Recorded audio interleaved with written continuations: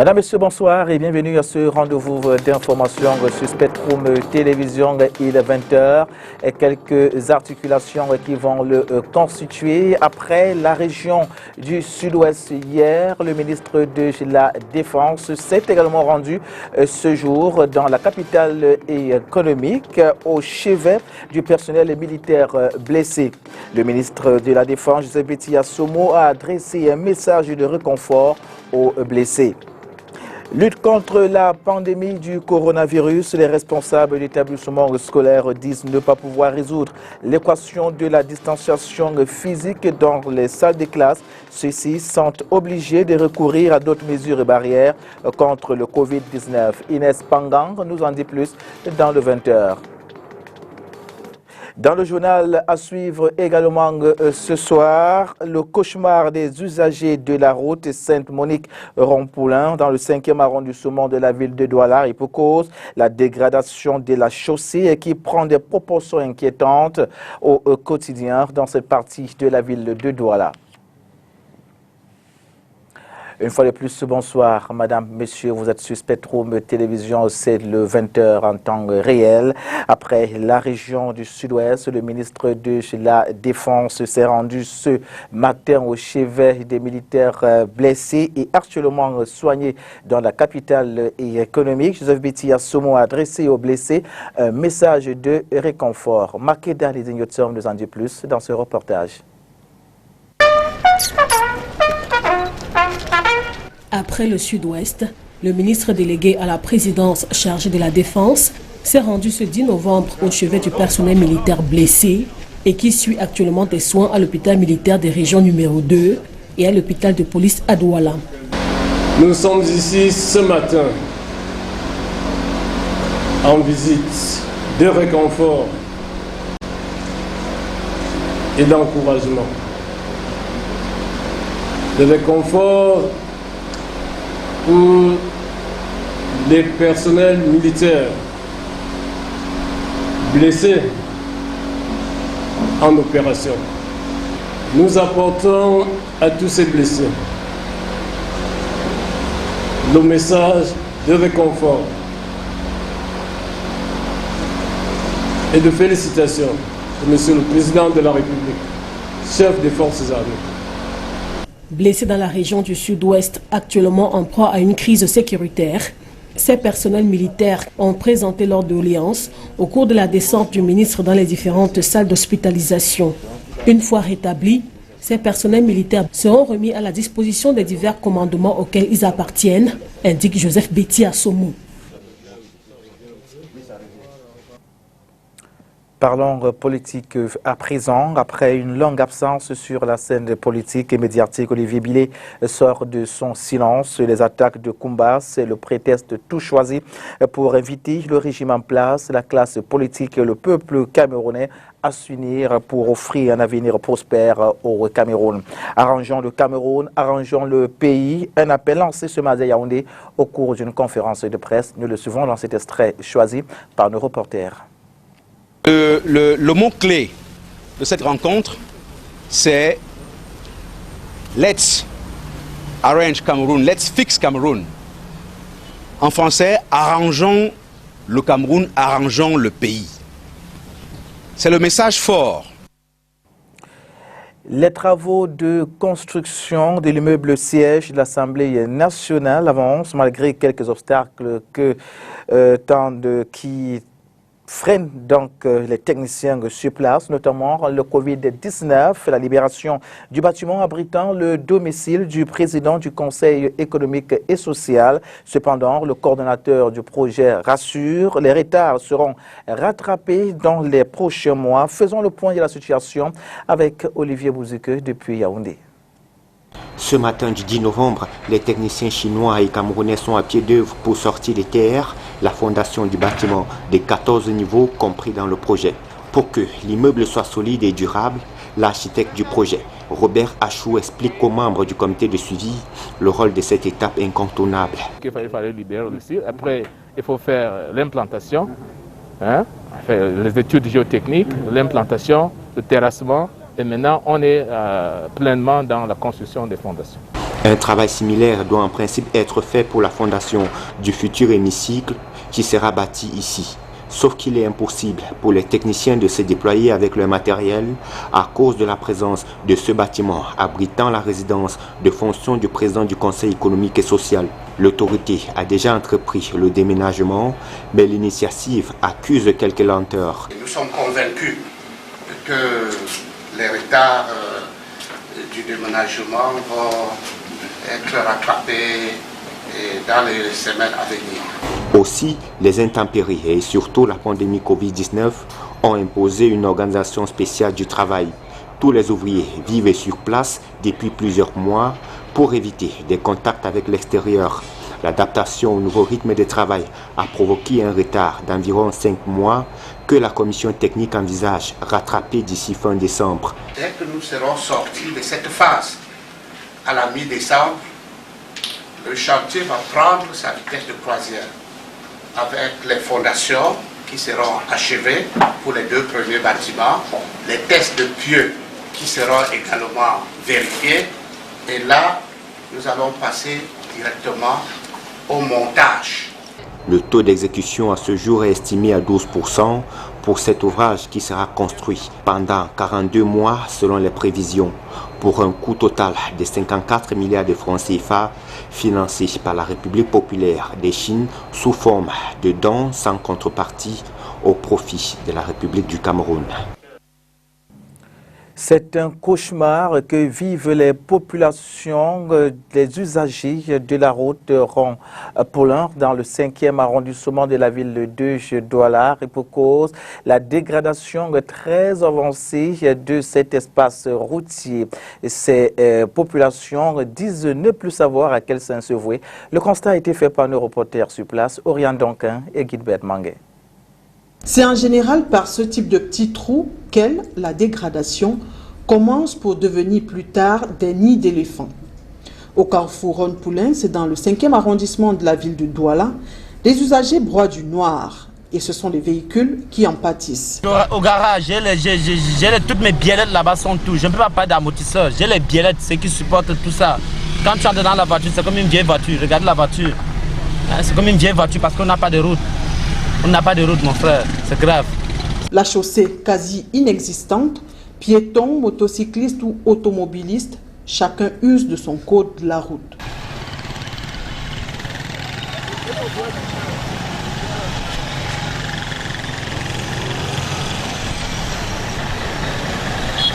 Et bonjour les accidents et autres embouteillages. Papa, pardon, je ne peux même pas compter combien de morts il y a eu devant moi sur la route là. Vraiment, ça ne va pas. Il faut vraiment que l'État trouve une solution. Parce que voilà, les gens passent des journées, à longueur de journée, quelqu'un peut faire au moins 2 heures de temps ainsi pour arriver chez lui. L'embouteillage du détail. Seule voie menant vers les quartiers périphériques tels que l'Opum et autres PK14, c'est un gros manque à gagner pour les transporteurs. Chaque jour quand tu entres là-bas, tu es dans la route, tu te rends compte que tu ne peux que tu as travaillé pour la famille, tu te rends compte que tu es en train d'aller au garage et tout matin pour dépanner la moto.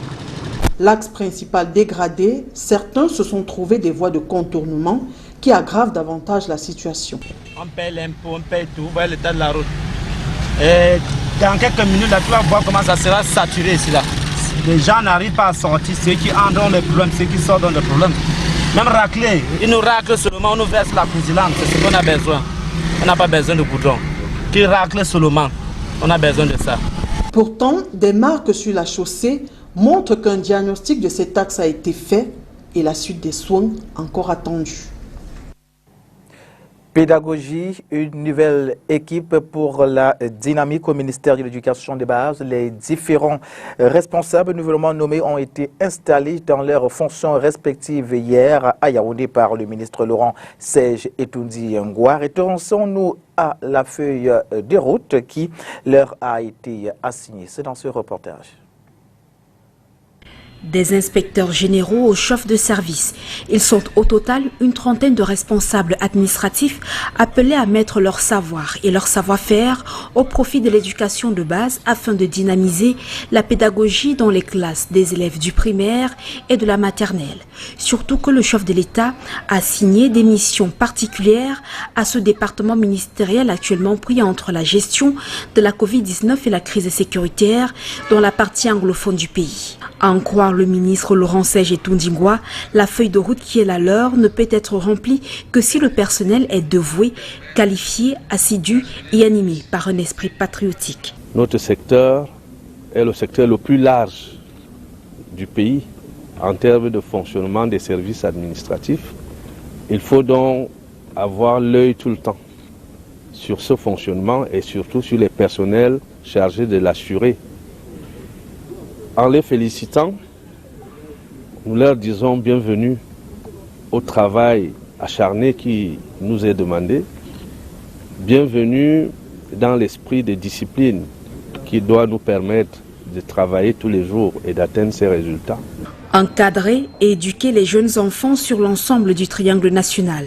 La tâche ne semble pas facile, mais faut-il savoir compter sur une nouvelle dynamique de laquelle découle cette redistribution de postes de responsabilité administrative au ministère de l'Éducation de base. Ce sera ma Bible quotidienne. Monsieur le ministre nous a dévoilé notre feuille de route. Nous allons, autant que faire ce feuille avec toute notre dernière énergie, nous mettre au service des citoyens de notre pays dans le domaine qui est le nôtre, notamment celui de la pédagogie. Il faut utiliser rationnellement ce qui est mis à disposition pour atteindre tous ces objectifs, d'où le respect des normes de la bonne gouvernance. Nous le disions en titre, la mise en œuvre des mesures barrières dans les établissements scolaires est on ne peut plus compliqué. C'est désormais une équation difficile à résoudre pour les responsables d'établissements scolaires dans les salles de classe. Ces derniers sont obligés de recourir à d'autres mesures barrières contre le coronavirus. Inès Panga dans ce reportage nous en dit plus. Le respect de la mesure de la distanciation physique dans les salles de classe n'est pas une évidence. Même le principe des mi-temps, établi par les autorités administratives pour faciliter la mise en pratique de cette règle, n'aide pas les responsables d'établissement. La mi-temps signifie que vous allez multiplier le nombre des enseignants par 2. Et c'est ces moyens-là que nous n'avons pas. Et si vous dites que vous allez augmenter la pension, les parents ils vont fuir. Ils ne vont pas payer la scolarité là. Vraiment avoir 25 ou bien 50 élèves par classe, ça nous fait même plaisir. Parce qu'on est à l'aise d'avoir ne soit rien que 50 élèves en classe. Mais malheureusement, on est à l'aise, mais à la fin du mois, on ne sera pas à l'aise pour payer les enseignants. On fait tout notre maximum pour respecter cette distanciation, même si je dois avouer qu'avec les enfants, les tout petits, c'est pas toujours le plus évident, on est toujours obligé de faire un rappel à l'ordre. Un accent alors mis sur l'application des autres principes qui aident à la limitation de la propagation de la Covid-19. Nous avons le lavage des mains, nous avons les masques, nous avons la distanciation, qui sont très importantes pour nous. Les mesures que nous continuons à maintenir, c'est toujours le lavage des mains. Le lavage des mains est toujours. Même si l'enfant dit qu'il a lavé les mains à la maison, il doit le laver ici. Le parent même qui accompagne son enfant ici, pour franchir la barrière, là, comme vous avez vu, il doit laver les mains, sinon il rentre. Et pour les établissements scolaires, les plus rigoureux et moins nombreux dans la ville de Douala, une désinfection des différentes salles de classe est faite chaque fin de semaine.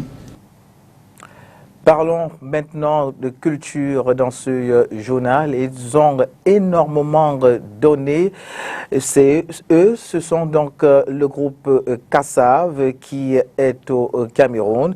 Ils ont beaucoup donné à notre musique et également beaucoup reçu. Ils s'en sont d'ailleurs même inspirés pour le zouk, rythme qui les a révélés et continuent de faire leur renommée partout dans le monde entier. Jacob Devarieux et Jocelyne Bérois, membres du mythique groupe Kassav, ont considérablement marqué l'histoire. Leur expérience camerounaise, c'est avec Mireille Sabdi et Frédéric Foma. Toboasi Boulea,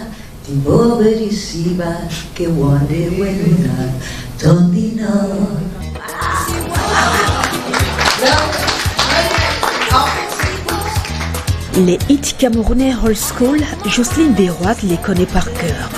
C'est avec aisance et surtout beaucoup de nostalgie qu'elle pousse la chansonnette. Une symphonie qui découle des relations avec des artistes camerounais que la diva n'est pas prête d'oublier. J'ai eu une époque, une grande époque musique africaine. Bon, j'écoutais Idiba de Manu Dibango et Boalodine. Et puis il y avait un autre chanteur qui, je ne me rappelle plus son nom. Non, et Gambi Brillant, voilà. Et Gambi Brillant, et Boalodine, voilà. Donc c'était ça. Moi, la musique camerounaise, elle m'a touchée aussi et elle me touche encore. L'on souligne souvent les racines africaines du zouk qui puisent dans les rythmes du makossa camerounais. Les marques d'un bassiste et d'un pianiste de cette nationalité restent inscrites au sein du groupe rejoint récemment par le fils de Georges Seba. Un groupe dont plusieurs membres signent une collaboration avec le légendaire saxophoniste Manu Dibango, qui reste ancré dans les souvenirs de Kassav avec d'autres de ses pairs. J'ai pas d'atome crochu avec le Cameroun.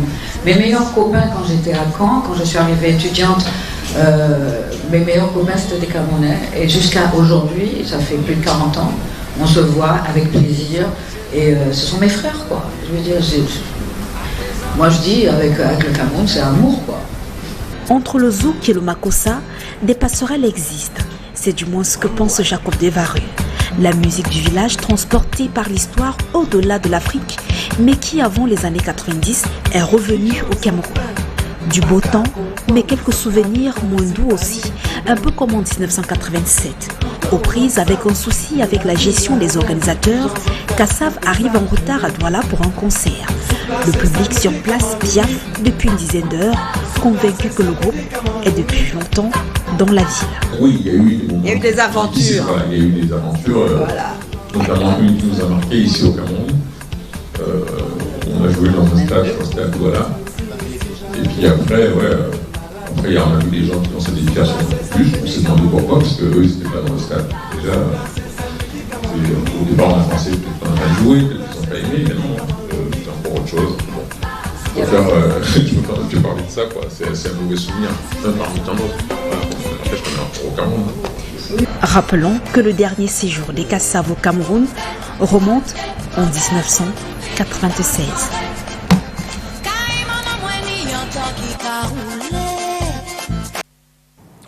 À présent, le round-up de l'actualité africaine avec nos partenaires de la Voix de l'Amérique.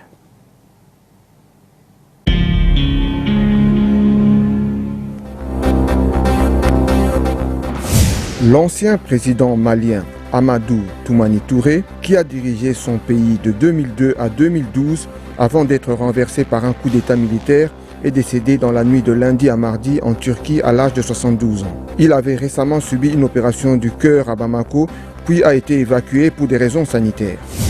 Le président Alassane Ouattara, réélu pour un troisième mandat controversé à la tête de la Côte d'Ivoire, a joué l'apaisement lundi en invitant son principal opposant, Henri Konan Bédié, au dialogue au terme d'une journée de violence qui a fait au moins 9 morts.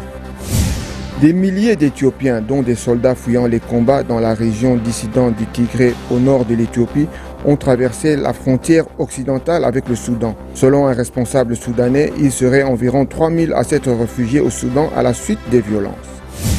À Tunis, les prémices d'un gouvernement libyen unifié commencent à se dessiner grâce aux pourparlers qui rassemblent dans la capitale tunisienne 75 délégués libyens.